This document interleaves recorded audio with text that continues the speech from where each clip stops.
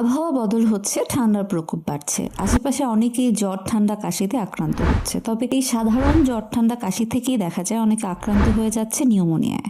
Pneumonia ও সাধারণ সর্দি জ্বরের লক্ষণ প্রায় একই রকম বলে অনেকেই বুঝতে পারেন না যে নিউমোনিয়ায় আক্রান্ত।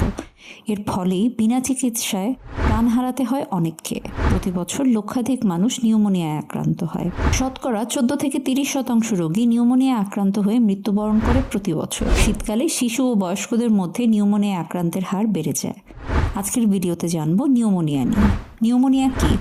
নিউমোনিয়া ফুসফুসের প্রদাহজনিত একটি রোগ। এটি ছত্রাক, ব্যাকটেরিয়া, ভাইরাস বা অন্যান্য পরজীবীর সংক্রমণে হতে পারে। নিউমোনিয়া হলে অ্যালভিওলি নামক ফুসফুসের ক্ষুদ্র বায়ুথলি প্রভাবিত হয়। এই বায়ুথলিতে তরল পুঁজ দিয়ে পূর্ণ হয়ে যায় এবং আক্রান্ত ব্যক্তির শ্বাস প্রশ্বাস নিতে কষ্ট হয়, যার ফলে সর্দি, কাশি, জ্বর এবং শ্বাসকষ্টের মতো উপসর্গ দেখা দেয়। নিউমোনিয়া হলে কোনো কোনো ক্ষেত্রে একটি, আবার কখনো কখনো দুটি ফুসফুসই আক্রান্ত হয়। এর ফলে ফুসফুস মারাত্মকভাবে ক্ষতিগ্রস্ত হয় এবং শরীরে অক্সিজেন ও কার্বন ডাই অক্সাইডের স্বাভাবিক আদান প্রদান প্রক্রিয়া ব্যাহত হয়। 2 বছরের কম বয়সী এবং 65 বছরের বেশি বয়সীদের নিউমোনিয়া হলে ঝুঁকি বেশি থাকে।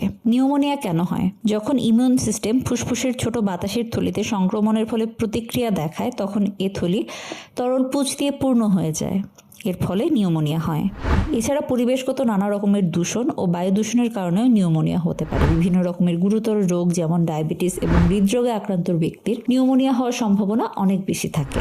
নিউমোনিয়া রোগের লক্ষণ। যদিও শুরুতে নিউমোনিয়ার লক্ষণগুলো অতটা গুরুতরভাবে দেখা দেয় না, কিন্তু আস্তে আস্তে এর লক্ষণগুলো গুরুতর হতে থাকে। কাশি থাকে, সেই সাথে হলুদ বা সবুজ রঙের কফ থাকে। শ্বাস প্রশ্বাস নিতে কষ্ট হয়। স্বাভাবিক কাজকর্ম করার সময়, এমনকি কোনো কাজ না করে বিশ্রাম নেওয়ার সময়ও শ্বাসকষ্ট হতে পারে। শ্বাস প্রশ্বাস নেওয়ার সময় বুকে ব্যথা অনুভূত হয়। শরীরের তাপমাত্রা বেশি থাকে, জ্বর থাকতে পারে। জ্বরের সাথে সারা শরীর ব্যথা হয়। বারবার ঠান্ডা লাগা এবং ঘাম হয়।